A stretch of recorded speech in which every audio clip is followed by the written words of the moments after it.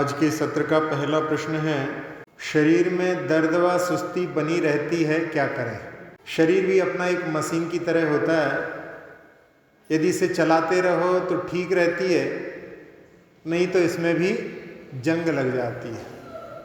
एक गांव का एक दर्जी था, उसने शहर से जर्मनी की जो सिलाई मशीन थी उसकी 2 सुइयां मंगाई। एक उसने उसमें लगा दी और एक उसने दराज में रख दी।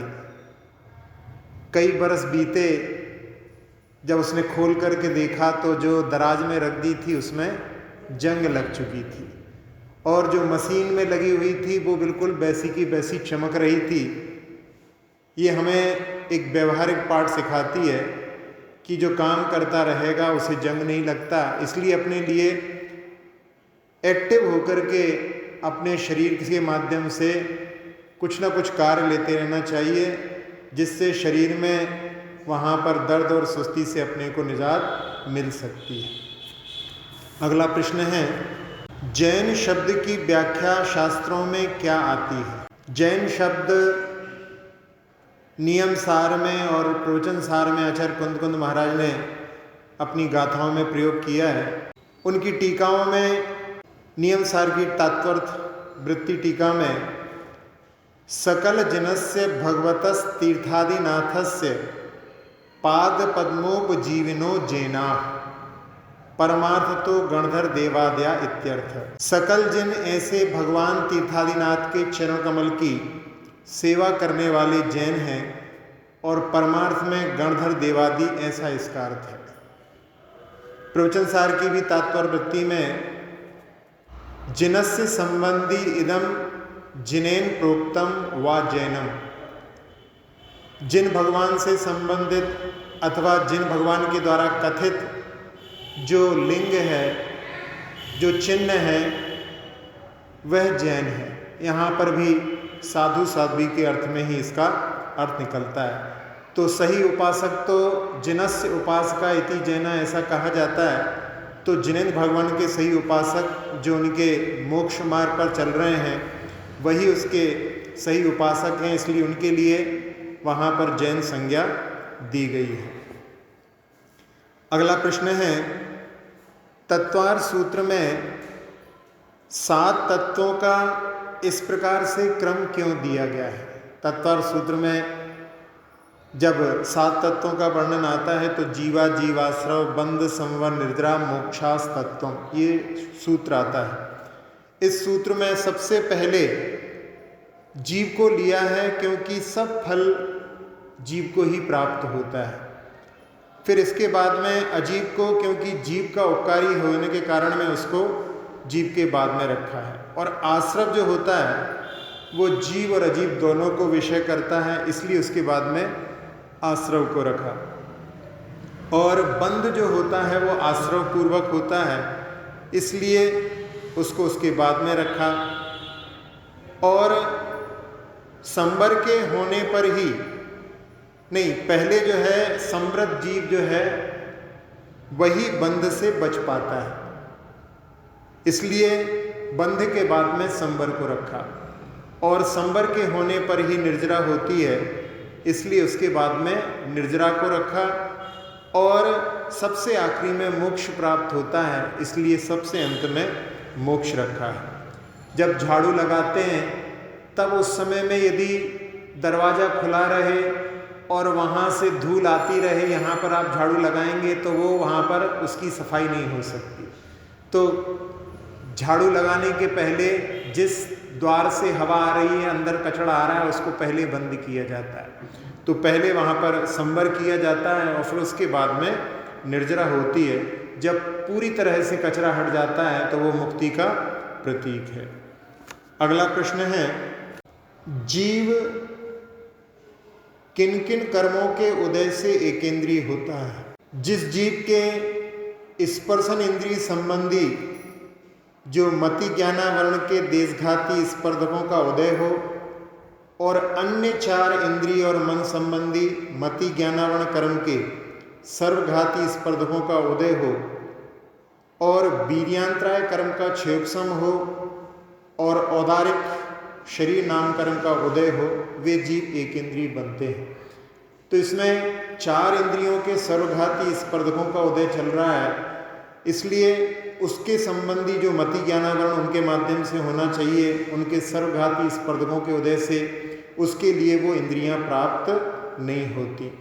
ये इंद्रियां क्यों प्राप्त नहीं होती हैं, इसके माध्यम से भी अपन देख सकते हैं कि यदि उन इंद्रियों का दुरुपयोग किया जाए, रसना इंद्रिय का 2 काम होते हैं, चखना और बकना, उसका यदि अपन उसमें दुरुपयोग करें, घ्राण इंद्रिय का, चक्षु इंद्रिय का सबसे ज़्यादा दुरुपयोग होता है, और कर्ण इंद्रिय के माध्यम से भी अपने कल्याण की बातें भी सुन सकते हैं, और उनके माध्यम से अश्लील जो है गाने आदि भी सुन करके अपने कानों का दुरुपयोग कर सकते हैं। तो इन 4 इंद्रियों का जो दुरुपयोग करते हैं तो उनके संबंधी जो मति ज्ञानावरण कर्म के सर्वघाती स्पर्धकों का उदय हो जाता है, और उसके कारण में जीव जो है पंचेंद्रिय से एकेंद्रिय पर्याय को भी प्राप्त हो जाता है। अगला प्रश्न है, इंद्रियां वस्तुओं को स्पर्श करके ही जानती हैं या बिना स्पर्श के भी जानती हैं? वैसे 4 इंद्रियों के बारे में ऐसा लोगों की धारणा रहती है कि हम छू करके ही जानते हैं, चख करके ही जानते हैं, उसमें भी सूंघ करके ही जानते हैं, लेकिन पास की ही वस्तुओं को, और कर्ण में भी जब वो शब्द हमारे कानों के द्वारा स्पर्शित होते हैं तभी हम उनको सुन पाते हैं। चक्षु इंद्रिय और मन को वहाँ पर वस्तु को बिना प्राप्त किए भी या बिना स्पर्श किए भी जान लेते हैं। तो यहाँ पर ऐसा समझते हैं कि नीम का स्वाद रसना इंद्रिय चखकर ही तो बताती है, बिना चखे दूर से कैसे बता सकती है। लेकिन हम जब रिद्धियों के बारे में जानते हैं तब उसमें जो दूर आस्वादन नाम की रिद्धि होती है, उसमें मुनिराज 9 योजन रखी हुई दूर वस्तु को भी वहाँ पर उसके स्वाद को बता देते हैं, लेकिन वो उसको स्पर्शित नहीं करते। यदि कोई अभक्ष्य पदार्थ का यदि वहाँ पर कहें कि उसका स्पर्श यदि वहाँ पर मानेंगे अपन, तो फिर वहाँ पर अनिष्ट हो जाएगा। इसलिए उसको बिना स्पर्श के भी उनकी जानने की सामर्थ्य होती है। इसलिए 4 इंद्रियां वस्तुओं को प्राप्त करके भी जानती हैं अथवा बिना प्राप्त करके जानने में भी समर्थ होती हैं। इसीलिए इनको प्राप्यकारी और अप्राप्यकारी भी कहा जाता है। एकेंद्रीय जीव में मोहनी कर्म कितनी स्थिति वाला बनता है? यदि कोई जीव कर्मों का बंधन करता है, जैसे अपन एक देव के बारे में देखें जो 70 कोड़ा कोड़ी सागर स्थिति वाला मोहनी कर्म का बंद करके और मरण को प्राप्त होकर के एकेंद्रीय पर्याय को प्राप्त हो जाए, तो उस समय में उस एकेंद्रीय जीवों के एक समय कम 70 कोड़ा कोड़ी सागर स्थिति वाला मोहनी कर्म उसमें पाया जा सकता है। लेकिन अब वो जीव जहाँ पर जो कर्मों को बंधन करेगा, वो वहाँ पर नवीन कर्मों का बंधन करेगा, तो उसमें एक सागर तक की स्थिति ही बांध सकता है। इससे ज़्यादा की स्थिति वो बांधने में समर्थ नहीं होता। तो इसके माध्यम से जो पंचेंद्रीय जीव की जो कसाई की तीव्रता रहती है, वैसी तीव्रता एकेंद्रीय में संभव नहीं होती। भगवान ऋषभ देव के माता पिता भोग भूमियाँ थे या कर्म भूमियाँ? भगवान ऋषभ देव के पिता नाभि राय 14वें कुलकर थे और इनकी आयु 1 करोड़ वर्ष पूर्व की बतलाई है। तो जो भोग भूमियाँ जीव होते हैं उनकी आयु पूर्व कोटि से अधिक होती है। तो इनकी आयु पूर्व कोटि की थी, इसलिए ये भोग भूमि के जीव ना होकर के कर्म भूमियाँ ही माने जाएंगे। और कुलकरों के संबंध में त्रिलोकपण्णति व हरिवंश पुराण में अगले कुलकर जो होते हैं वो पूर्व के पुत्र होते हैं, लेकिन आदि पुराण में आचार्य जिनसेन ने बतलाया है कि एक कुलकर के निधन होने के बाद में बहुत अंतराल के बाद में दूसरे कुलकर का जन्म होता है। ये सारे कुलकर पूर्व भव में विदेह क्षेत्रों के उच्च कुलीन महापुरुष रहते हैं। पात्रदान आदि कार्यों के द्वारा सम्यक दर्शन प्राप्त करने के पहले ही इन्होंने भोग भूमि की आयु बांध ली थी और जिनेंद्र भगवान के समीप में ये शायद सम्यक भी प्राप्त कर लेते हैं। और कितने ही जाति स्मरण और कितने ही अवधि ज्ञान के माध्यम से यहाँ पर उन चीज़ों पर विचार करके जो उस समय में तात्कालिक आवश्यकताएं होती हैं वो जीवन के जीने की पद्धति बतलाते हैं। अगला प्रश्न है, तीर्थंकर भगवान के चिन्ह किस किस प्रकार निर्धारित होते हैं? एक धारणा तो सभी लोगों को मालूम होगी कि जन्माभिषेक के समय में जब दाहिने पैर के अंगूठे पर जो चिन्ह इंद्र देखता है उसको ही भगवान का चिन्ह निर्धारित कर दिया जाता है। एक दूसरा मत भी मिलता है जिसमें जन्म कल्याण के बाद में जब इंद्र तीर्थंकर बालक को रथ में बिठलाकर उनके माता पिता की नगरी में ला रहा होता है, तब उसके रथ की ध्वजा में जो चिन्ह इंद्र को दिखाई देता है वही चिन्ह उन भगवान का निश्चित किया जाता है। ये दूसरा मत मिलता है। अगला प्रश्न है, विज्ञान में केवल वृक्षादि वनस्पति आदि में ही जीव बताते हैं, पृथ्वी जल अग्नि और वायु में जीव को कैसे सिद्ध किया जाए? हम लोगों के पास में थोड़ा सा ही ज्ञान होता है और उस मति ज्ञान और शुद्ध ज्ञान के क्षयोपशम की बात देखें तो उसमें इतनी सामर्थ्य नहीं रहती है कि हम बहुत दूर के पदार्थों को देख सकें। जैसे कि नंदीश्वर हैं, नरक स्वर्ग हैं, उनको हमारी जो इंद्रियां नहीं जान सकती। फिर जो भूतकाल में व्यतीत हो गए हैं उन भगवान को भी, आदिनाथ भगवान को, राम भगवान को हम अपने इन इंद्रियों के माध्यम से नहीं जान सकते। इसी प्रकार से सूक्ष्म भी जो पदार्थ होते हैं जैसे कार्बन वर्गणाएँ आदि होती हैं जो इंद्रियों से ग्रहण में नहीं आती हैं, उनको भी हम जानने में समर्थ नहीं हैं। अब इस प्रकार के पदार्थों को जानने के लिए हमें प्रत्यक्ष ज्ञान की आवश्यकता है, यानी अवधि ज्ञान, मनः परे ज्ञान, केवल ज्ञान के माध्यम से इन पदार्थों को हम जान सकते हैं। लेकिन अभी हमारे पास में ये तीनों ज्ञान जो प्रत्यक्ष ज्ञान होते हैं वो उपलब्ध नहीं है। तो इस समय हमारे लिए आगम के ही प्रमाण से इसको स्वीकार करके चलना चाहिए, क्योंकि आगम जो होता है वो सर्वज्ञ के द्वारा प्ररूपित होता है और सर्वज्ञ का ज्ञान समस्त द्रव्य और उनकी अनंत अनंत पर्यायों को जानता है। उन्होंने अपने लिए इन सब के बारे में बताया है। जैसे वनस्पति के बारे में डॉक्टर जगदीश चंद्र बसु ने सिद्ध कर दिया, तो उसको हम लोग वनस्पति को भी जीव स्वीकार करने लगे हैं, लेकिन आगम में तो ये बहुत पहले से ही प्ररूपित है। अब यहाँ पर उसको सिद्ध कर रहे हैं, आगे भी यदि कोई उसको सिद्ध करे तो उसके माध्यम से अपन उनको स्वीकार उस दृष्टि से करने लगेंगे, लेकिन आगम की दृष्टि से तो अपने लिए यहाँ पर मान करके चलना चाहिए कि आगम में जो सर्वज्ञ ने कहा है वो इन सभी में जीवों को बतलाता है। अगला प्रश्न है, जीव के पर्यायवाची नाम क्या क्या होते हैं?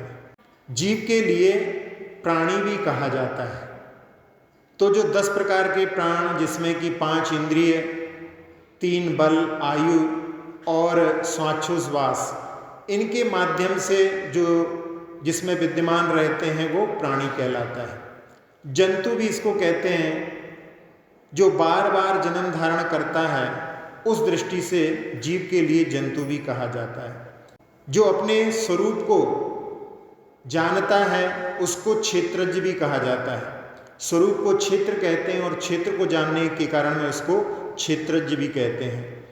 अपनी आत्मा को पवित्र करने की सामर्थ्य से युक्त होने के कारण में जीव के लिए पुमान भी कहा जाता है। जीव के लिए आत्मा भी कहते हैं। तो नर नारकादि पदार्थों में, नर नारकादि पर्यायों में जो अतति यानी निरंतर गमन करता है, इस दृष्टि से उसको आत्मा भी कहते हैं। अंतरात्मा भी जीव के लिए कहा जाता है, जो ज्ञानावरणादि 8 कर्मों के अंतर्वर्ती होने से अंतरात्मा कहलाता है। इसके नाम ज्ञानी भी कहते हैं और ज्ञा भी कहते हैं, यानी ज्ञान गुण से सहित होने के कारण में इसको ज्ञानी ज्ञा कहते हैं। भोक्ता भी इसको धवला में बतलाया गया है कि 4 गति रूप फलों को भोगने में ये निपुण होता है, इसलिए इसका नाम भोक्ता कहा जाता है। पुद्गल भी जीव के लिए पुकारा जाता है। तो नाना प्रकार के जो शरीरों द्वारा 6 संस्थानों को पूर्ण करने व गलाने में लगा रहता है, इसलिए इसको पुद्गल भी कहा जाता है। वेद भी कहते हैं सुख और दुख का भेदन करने से ये वेद भी कहलाता है। इसको विष्णु के नाम से भी पुकारा जाता है, जिसमें प्राप्त हुए शरीर को व्याप्त कर लेता है, इसलिए इसको विष्णु भी कहते हैं। स्वयंभू भी इसको कहते हैं, स्वतः ही उत्पन्न होने से ये स्वयंभू भी कहलाता है। फिर शरीरी संसारावस्था में शरीर सहित होने से ये शरीरी कहलाता है। फिर इसके बाद में इसको मानव भी कहते हैं, मनु ज्ञान को कहते हैं, और ये ज्ञान इसमें उत्पन्न होने से इसको मानव भी कहा जाता है। और इसका एक नाम सत्ता भी है कि ये अपने स्वजन परिजन मित्र आदि में आसक्त रहता है, इसलिए इसके लिए सत्ता भी कहा जाता है। अगला प्रश्न है कि पुण्य जीव और पाप जीव कौन है। गोम्मट-सार की जीवकांड की टीका के अंतर्गत आता है कि जो जीव सम्यक्त गुण से युक्त होते हैं, व्रत से युक्त होते हैं, वे पुण्य जीव कहलाते हैं, और जो इनसे रहित होते हैं वो पाप जीव कहलाते हैं। इस दृष्टि से देखा जाए तो जो मिथ्या दृष्टि सासादन गुणस्थान वाले हैं वे पाप जीव, और एक मिश्र गुणस्थान वालों को जो है दोनों की स्थिति रहती है, इसलिए उनको अपन पुण्य पाप जीव भी कह सकते हैं। अगला प्रश्न है द्विइंद्रिय आदि त्रसजीवों में किनकी संख्या ज़्यादा और किनकी कम होती है। त्रसजीवों में पंचेंद्रिय जीव सबसे कम होते हैं, उनसे ज़्यादा चार इंद्रियधारी जीव होते हैं, और उनसे तीन इंद्रिय धारी जीव ज़्यादा होते हैं, और उनसे ज़्यादा द्विइंद्रिय जीव ज़्यादा होते हैं। यहाँ पर पूरी संख्या की अपेक्षा से देखें तो यदि पर्याप्तक की अपेक्षा से देखें तो चतुरिंद्रिय पर्याप्तक से पंचेंद्रिय पर्याप्तक ज़्यादा होते हैं, और इनसे भी द्विइंद्रिय जो पर्याप्तक जीव हैं वो ज़्यादा होते हैं, और इनसे तीन इंद्रिय पर्याप्तक यानी ये सबसे ज़्यादा होते हैं। अगला प्रश्न है बादर और सूक्ष्म जीवों में क्या अंतर होता है। जिनके सूक्ष्म नाम कर्म का उदय होता है, जिसका अर्थ होता है जो ना अन्य किसी से रुकते हैं और ना किसी को रोकते हैं, उन्हें सूक्ष्म जीव कहते हैं। ये सूक्ष्म जीव ऐसे होते हैं कि जैसे कोई व्यक्ति सोचे कि हम पानी पिएं, उसमें सूक्ष्म जीव वहाँ पर हों तो वो पानी तो नीचे चला जाएगा, सूक्ष्म जीव यहाँ से भी निकल जाएंगे, वो कहीं से भी बाधित नहीं होते। और जिनके बादर नाम कर्म का उदय होता है, जो रुकते हैं और रोकते हैं, वे बादर जीव कहलाते हैं। तो इस आधार से ये स्पष्ट है कि जो सूक्ष्म जीव होते हैं वो किसी से बाधित नहीं होते, और बादर जीव बाधित होते हैं। शास्त्रों के आधार पर अपन ये भी देख सकते हैं कि कुछ बादर जीव सूक्ष्म जीवों की अवगाहना से भी असंख्यात गुणहीन होते हैं, यानी हैं वो बादर लेकिन उनकी अवगाहना सूक्ष्म जीवों से जो किसी से बाधित नहीं होते उनसे भी असंख्यात गुणहीन होती है। पंचेंद्रिय बादर अपर्याप्त की जो जघन्य अवगाहना होती है वो सूक्ष्म निगोद निवृत्ति पर्याप्त जीवों की अवगाहना से असंख्यात गुणी होती है। तो ये भी एक जो कि देखने में ऐसा लगता है कि बादर होने के बाद में भी वो जो सूक्ष्म जीव है उनसे भी सूक्ष्म हो सकते हैं। अगला प्रश्न है विदेह क्षेत्र में कितने तीर्थंकर होते हैं। विदेह क्षेत्र में आप लोग पूजा करते हैं, उसमें विद्यमान 20 तीर्थंकर की पूजा करते हैं, तो कम से कम 20 तीर्थंकर अवश्य रहते हैं, और यदि ज़्यादा से ज़्यादा हों तो वहाँ पर 160 तीर्थंकर हो सकते हैं। इसमें 5 विदेह क्षेत्र हैं। उन 5 विदेह क्षेत्रों में मेरू के आसपास 4-4 गलियां हैं, एक एक गली में वहाँ पर 8-8 नगरी हैं। तो उन 4 दिशाओं में वहाँ पर एक एक तीर्थंकर अवश्य होगा, यानी एक मेरू संबंधी देखें तो 4 तीर्थंकर एक मेरू के आसपास में अवश्य रहेंगे। और उनमें जम्बूद्वीप की जो 4 गलियां हैं, जम्बूद्वीप में जो मेरू है उसके पास में चारों गलियों में वहाँ पर सीमंधर, युगमंधर, बाहु और सुबाहु नाम के एक एक तीर्थंकर चारों दिशाओं में अवश्य रहते हैं। फिर धातकी खंड जो है, जो गोल रिंग के समान है, उसमें पूर्व की ओर संजात, स्वयंप्रभ, ऋष्वानन और अनंतवीर, और जो पश्चिम की ओर है उसमें सूर्यप्रभ, विशाल कीर्ति, वज्रधर, चंद्रानन। पुष्करार्ध में भी जो रिंग के समान है उसमें पूर्व की ओर भद्रबाहु, भुजंगम, ईश्वर, नेमिप्रभ, और पश्चिम में वीरसेन, महाभद्र, देवयस और अजितवीर। इन 20 के अलावा अन्य भी हो सकते हैं, जैसे शांतिनाथ पुराण में आता है कि वहाँ पर धनरथ नाम के तीर्थंकर का, जिनके पुत्र शांतिनाथ भगवान बने थे, इस प्रकार से 20 तीर्थंकरों के तो यही नाम रहते हैं, और यदि और भी अन्य तीर्थंकर हो सकते हैं, लेकिन ये 20 हमेशा विद्यमान रहते हैं। इसलिए इनकी जो है पूजा आप लोग करते हैं। जब भगवान महावीर स्वामी का उपदेश मिला था उस समय में वहाँ पर 20 तीर्थंकर विद्यमान थे। इतने समय के बीच में वहाँ पर और भी तीर्थंकर बढ़ भी सकते हैं, लेकिन यदि कम होंगे तो 20 तो तीर्थंकर अवश्य वहाँ पर रहेंगे। अगला प्रश्न है, मनुष्यों के कितने भेद होते हैं? मनुष्यों में सम्मूर्छन मनुष्य जो होते हैं वो केवल आर्यखंड में होते हैं, और गर्भज जो होते हैं वो आर्यखंड में, म्लेच्छ खंड में, फिर उत्कृष्ट, मध्यम, जगन्य भोगभूमि में और कुभोगभूमि में। तो इन 6 स्थानों में वहाँ पर जो मनुष्य होते हैं वो पर्याप्तक भी होते हैं और निर्वृत्ति पर्याप्तक भी होते हैं। निर्वृत्ति पर्याप्तक यानी जिनकी पर्याप्तियाँ पूर्ण होने वाली हैं, अभी अपर्याप्तक हैं। इस प्रकार से ये 6 स्थानों में इन 2 को मिलाने पर ये 12 हो जाते हैं, और इन 12 के साथ में जो सम्मूर्छन हैं उनको अपन जोड़ लेते हैं तो ये 13 प्रकार के मनुष्य हो जाते हैं। अगला प्रश्न है, चक्षु दर्शन होने पर चक्षु इंद्री संबंधी ज्ञान होता है, या चक्षु इंद्री से ज्ञान होने पर उससे पहले होने वाला दर्शन चक्षु दर्शन कहलाता है। दर्शनोपयोग में इंद्रियों का काम नहीं होता। उस समय में आत्मा का उपयोग जब बाह्य पदार्थ को ग्रहण करने के अभिमुख होता है तो उस समय में अंतरंग प्रयास रूप कार्य होता है, वह दर्शन कहलाता है। एक परिभाषा में कि जो सामान्य प्रतिभास करता है उसको दर्शन कहते हैं, और जो विशेष प्रतिभास होता है उसको ज्ञान कहा जाता है। लेकिन इस परिभाषा को भी, जिसमें कि अंतरंग प्रयास रूप जो होता है वो दर्शन कहलाता है, तो उस दर्शन के पश्चात यदि चक्षु इंद्री के माध्यम से ज्ञान होता है तो उस दर्शन को वहाँ पर चक्षु दर्शन संज्ञा दे देते हैं। और यदि उस दर्शन के पश्चात चक्षु इंद्री के अलावा अनिंद्रिय और मन से होता है तो उस समय में उसको अचक्षु दर्शन की संज्ञा दे दी जाती है। यदि दर्शन के पश्चात अवधि ज्ञान हुआ तो वह दर्शन अवधि दर्शन की संज्ञा को प्राप्त कर लेता है।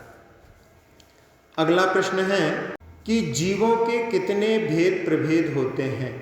जीवों को यदि सामान्य से अपन सारे जीवों को देखें तो एक उनके पास में उपयोग लक्षण जो है सभी के पास में विद्यमान है।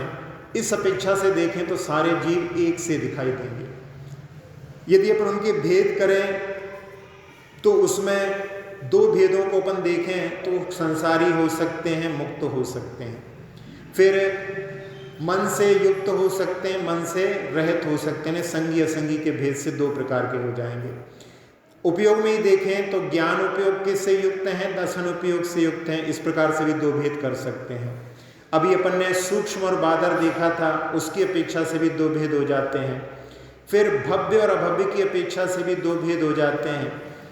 एक त्रस और स्थावर की अपेक्षा से भी 2 भेद हो जाते हैं। जो एक इंद्रिय होते हैं वो स्थावर होते हैं, और जिनमें 2 इंद्रिय से ज़्यादा इंद्रियां होती हैं, 2 इंद्रिय से लेकर के, वो त्रस कहलाते हैं। 3 की अपेक्षा से यदि अपन देखें, या इसमें अभी 2 के रूप में अपन और देखें तो 2 में वहाँ पर अभी अपन ने पुण्य जीव और पाप जीव के रूप में भी भेद किए थे, उस प्रकार से भी कर सकते हैं। फिर एक कार्य जीव और एक कारण जीव। कार्य जीव यानी सिद्ध परमात्मा, और कारण जीव जो उसको प्राप्त करता है वो वहाँ पर इस प्रकार से दो भेदों से युक्त हो सकते हैं। अब अपन तीन रूप से देखें, एक होते हैं पर्याप्तक, एक होते हैं निर्वृत्ति पर्याप्तक और एक होते हैं लब्धीय पर्याप्तक। इस अपेक्षा से तीन भेद हो जाएंगे। इसी प्रकार से तीन भेद आते हैं बहिरात्मा, अंतरात्मा, परमात्मा। फिर इसी प्रकार से तीन चेतनाओं के अपेक्षा से यदि अपन भेद करें तो ज्ञान चेतना, कर्म चेतना और कर्मफल चेतना की अपेक्षा से तीन भेद हो जाते हैं। इसी प्रकार से उत्पाद व्यय द्रव्य से युक्त होने के कारण में भी तीन भेद हो जाते हैं और द्रव्य गुण और पर्याय की अपेक्षा से भी उनके अपन तीन भेद कर सकते हैं। अब इसके बाद में चार प्रकार से यदि भेद करना चाहें तो चार गतियों में जो जीव हैं वो चार प्रकार के हो जाते हैं, या द्विइंद्रिय, तीन इंद्रिय, चार इंद्रिय और पंचेंद्रिय के भेद से भी इनके चार भेद हो जाते हैं। फिर इसके बाद में पांच प्रकार के भेद यदि करना चाहें तो उसमें ऑप्शन का भी जो पांच भाव की अपेक्षा से वहाँ पर उनके पांच भेद भी बन जाते हैं। और भी यदि ज़्यादा भेदों में जहाँ पर देखें अपन पंचेंद्रिय जीव में ही अंडज के रूप में भी होते हैं, पोद जरायुज भी होते हैं, कुछ रस से उत्पन्न होने वाले रसज कहलाते हैं, स्वेद में यानी पसीने में उत्पन्न होने वाले स्वेदज कहलाते हैं, कुछ सम्मूर्छन होते हैं, कुछ उद्भेदन होते हैं जो शिला आदि को फोड़ करके भी उत्पन्न हो जाते हैं, और कुछ औपादिक होते हैं। इस प्रकार से उनके कई भेद भी गिनाए जा सकते हैं। अगला प्रश्न है, एकेंद्रीय जीवों के अंगोपांग नाम कर्म का उदय होता है कि नहीं? एकेंद्रीय में अंगोपांग नाम कर्म का उदय नहीं होता, ऐसा धवला पुस्तक में लिखा है, लेकिन राजवार्तिककार आचार्य अकलंक देव ने तत्वार सूत्र की जो व्याख्या की है उसमें वनस्पत्यंता नाम एकम, इस सूत्र में वहाँ पर एकेंद्रीय जीव में भी अंगोपांग नाम कर्म का उदय माना है। इस प्रकार से अपने पास में दो मत यहाँ पर उपलब्ध हैं।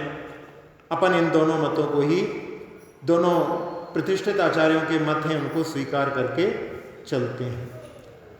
अगला प्रश्न है, षटकाय के जीवों की अलग अलग संख्या कितनी होती है? एकेंद्रीय में पृथ्वी, जल, अग्नि, वायु और प्रत्येक वनस्पति जीवों की संख्या असंख्याता संख्यात होती है, अनंत नहीं होती। और समस्त रसवी जो होते हैं वो भी असंख्याता संख्याती होते हैं। इन समस्त जीवों की जितनी संख्या है उनके योग से अनंत गुणे निगोदिया जीव कहे जाते हैं, अर्थात निगोदिया जीवों की ही संख्या अनंतानंत होती है। अगला प्रश्न है, आचार्य कुंद महाराज ने वायु कायक और अग्नि कायक को त्रस क्यों कहा है? पंचास्तिकाय में एक गाथा में आचार्य कुंद महाराज ने इन वायु कायक और अग्नि कायक को, जो कि चलते फिरते रहते हैं, उस अपेक्षा से उनको त्रस कहा है। और वैसे जब बच्चों को पढ़ाया जाता है पाठशाला में तो कहा जाता है जो चलते फिरते हैं वो त्रस हैं, और जो स्थिर रहते हैं उनको स्थावर कहते हैं।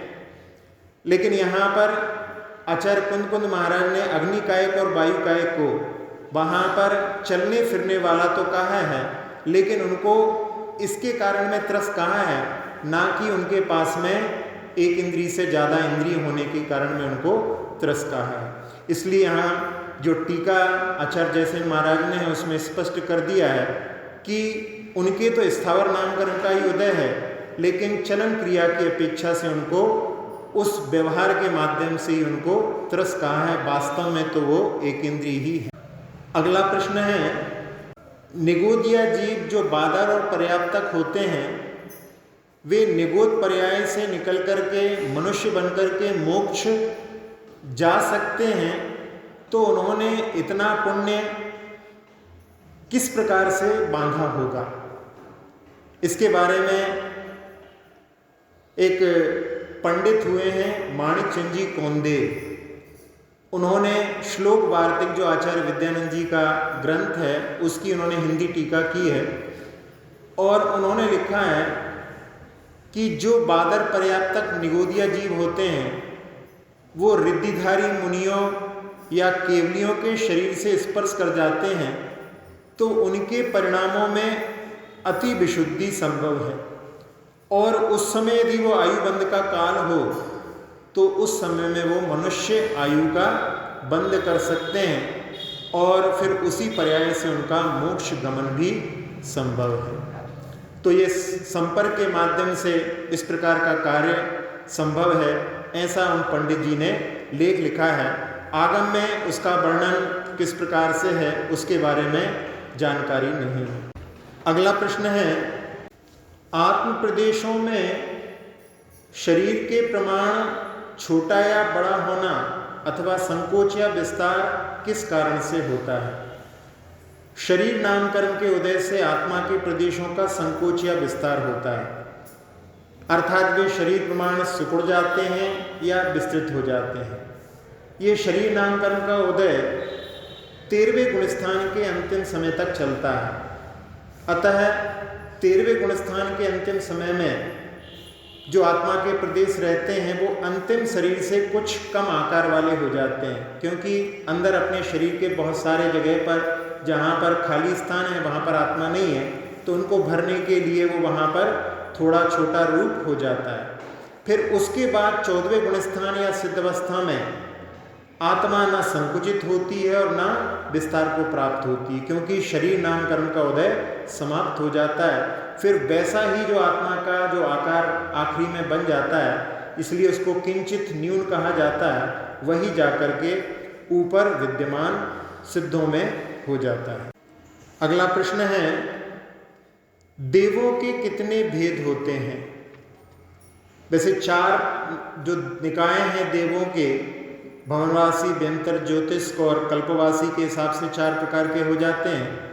लेकिन यदि अपन और भी उनके भेद देखना चाहें अंतर भेदों की अपेक्षा से, तो भवनवासियों के 10 भेद होते हैं, व्यंतरों के 8 भेद होते हैं, ज्योतिष के 5 भेद होते हैं, और वैमानिक में वहाँ पर 63 पटल होते हैं। उनकी अपेक्षा से अपन उनको 63 प्रकार के वैमानिक मान सकते हैं। ऐसे कुल मिलाकर के ये 86 प्रकार के देवों में भी इनके भी 2 भेद, पर्याप्तक और निर्वृत्ति पर्याप्तक।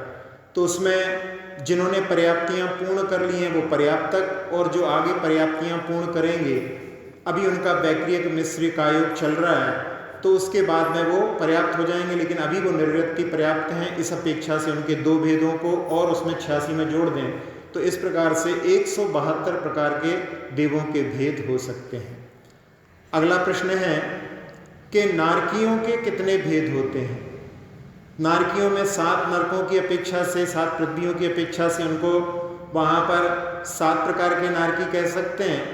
अब इनमें भी वहाँ पर जो पटल हैं उनकी अपेक्षा से यदि अपन और भेद करना चाहें तो पहले नरक में वहाँ पर 13 पटल हैं, यानी वहाँ पर 13 मंजिल की बिल्डिंग जैसा अपन उसको मान सकते हैं। तो पहले नरक में 13 है, फिर उसके बाद में 11, 2-2 कम होते होते आखिरी जो नरक है जिसमें केवल 5 बिल हैं, तो वो एक ही वहाँ पर पटल है, तो इनके 49 पटल हो जाते हैं।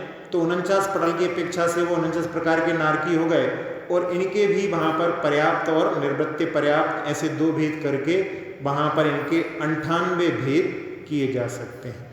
अब अगला प्रश्न है कि ये जो देवों के और नारकियों के, मनुष्यों के ये सब भेद बताए जाते हैं, ये जीव समास कहलाते हैं। तो जीव समास किसे कहते हैं और इनका क्या प्रयोजन है? अनंतानंत जीव और उनके भेद प्रभेदों का जिनमें संग्रह किया जाता है उन्हें जीव समास कहते हैं। यहाँ इनके जीव समास को जानने का प्रयोजन ये रहता है कि प्राणों पर्याप्तियों से भिन्न जो अपनी शुद्ध आत्मा है वो हमें ग्रहण करना है। उसको जानने के लिए हम सब कुछ जानने के बाद में अपने आत्म तत्व को वहाँ पर किस प्रकार से प्राप्त करें। इस संसार में इन सब पर्यायों में भ्रमण करते करते तो अनंत काल व्यतीत हो गया है। हमारा जो वास्तविक स्वरूप है वो हमको प्राप्त हो, इस उद्देश्य से लेकर के इन जीव समासों का अध्ययन किया जाता है। अगला प्रश्न है कि जब चक्ररतन प्रवेश नहीं हुआ, भरत चक्रवर्ती जब अयोध्या में प्रवेश करते हैं और उनका चक्ररतन बाहर रुक जाता है, तब उस समय में बाहुबली के अलावा सारे भाई भगवान ऋषभदेव के पास में जाकर के दीक्षा का निवेदन करते हैं। उस समय भगवान उनके लिए क्या उपदेश देते हैं? उस समय भगवान आदिनाथ जो समोसरण में उपदेश देते हैं, वो आचार्य जिनसेन स्वामी ने महापुराण में लिखा है। उसमें वो कहते हैं कि महाअभिमानी और उत्तम शरीर को धारण करने वाले तथा तारुण्य अवस्था बल और गुणों से सहित तुम लोग उत्तम हाथियों के समान दूसरों के सेवक कैसे हो सकते हो? हे पुत्रों, इस विनाशी राज्य से क्या हो सकता है? इस चंचल जीवन से क्या हो सकता है? और ऐश्वर्य और बल से दूषित हुए इस यौवन के उन्माद से क्या हो सकता है? जिनकी चोरी की जा सकती है, ऐसे सोना चांदी हाथी घोड़ा आदि पदार्थों से क्या प्रयोजन है? और ईंधन के समान तृष्णा रूपी अग्नि को प्रज्वलित करने वाले इस धन से भी क्या प्रयोजन है? चिरकाल तक भोग कर भी जिनसे तृप्ति नहीं होती, उल्टा अत्यंत परिश्रमी होता है, ऐसे विष मिले हुए भोजन के समान इन विषयों का उपभोग करना व्यर्थ है। हे पुत्रों, तुमने जिसका कभी आस्वादन नहीं किया हो, ऐसा भी क्या कोई विषय बाकी है जिसमें शस्त्र ही मित्र हो जाते हैं, पुत्र और भाई वगैरह शत्रु हो जाते हैं, तथा सबके भोगने योग्य पृथ्वी ही स्त्री हो जाती है? ऐसे राज्य को धिक्कार हो। जब तक पुण्य का उदय है, तब तक राजाओं में श्रेष्ठ भरत इस भरत क्षेत्र की पृथ्वी का पालन करें। इस विषय में तुम लोगों को क्रोध करना व्यर्थ है। वह विनश्वर राज्य भारत के द्वारा भी जब कभी छोड़ा ही जाएगा, इसलिए इस अस्थिर राज्य के लिए तुम लोग व्यर्थ ही क्यों लड़ते हो? इसलिए ईर्ष्या करना व्यर्थ है। तुम लोग धर्म रूपी महावृक्ष के उस दया रूपी फल को धारण करो जो कभी भी म्लान नहीं होता और जिस पर मुक्ति रूपी महाफल लगता है, जो दूसरों की आराधना से उत्पन्न हुई दीनता से रहित है, बल्कि दूसरे पुरुष ही जिसकी आराधना करते हैं, ऐसे तपश्चरण ही महाअभिमान धारण करने वाले तुम लोगों को मान की इस दशा से उठाने वाला हो, ऐसे वचन को सुनकर के वो वहाँ पर सारे परम वैराग्य से भर करके और दीक्षा को धारण कर लेते हैं। अब थोड़ी देर के लिए अपन ध्यान करें। सभी लोग ध्यान की भूमिका में पहुँचने का प्रयास करें।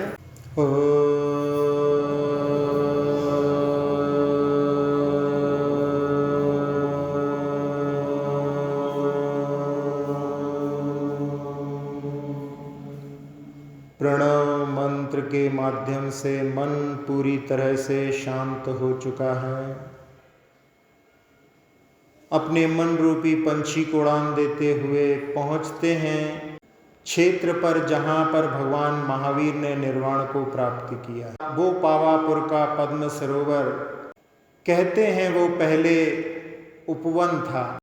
भगवान महावीर ने समोशरण को 2 दिन पहले धन्य तेरस को छोड़ दिया था और उस उपवन में वो योग निरोध के लिए बैठ चुके थे और उन्होंने अपने सारे कर्मों को नष्ट करके अमावस के दिन अपनी शुद्ध आत्मा को प्रकट कर लिया।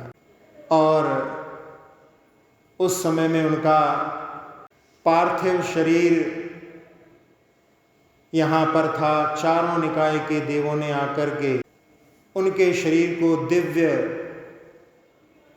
धूप आदि के माध्यम से, अग्नि कुमार इंद्र के मुकुट के माध्यम से उनका संस्कार किया और उसके बाद उस भस्म को सभी देवों ने अपने मस्तक आदि पर धारण किया और असंख्यात देवों की, वो चारों निकाय के देवों की भीड़ वहाँ पर उस भस्म को वहाँ पर अपने मस्तक पर धारण करती गई और वहाँ पर बहुत गहरा स्थान निर्मित हो गया।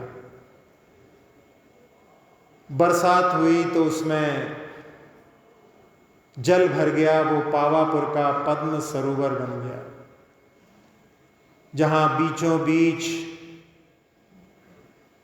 जल मंदिर के बीच में भगवान के चरण हैं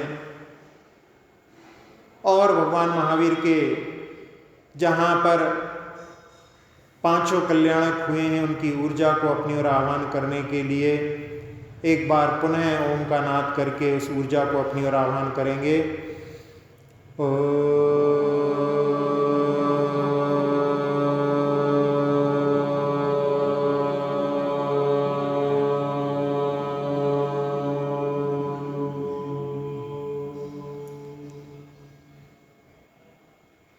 भगवान महावीर के पांचों कल्याणक क्षेत्र की ऊर्जा इस मंत्र के माध्यम से चंद्रमा के समान गोले के रूप में ऊपर ठहर चुकी है और उसने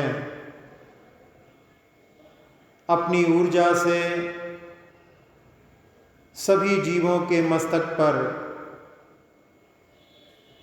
ऐसी बरसात की कि उनके मस्तिष्क के सारे विकार दूर होकर के शांति से भर दिया है।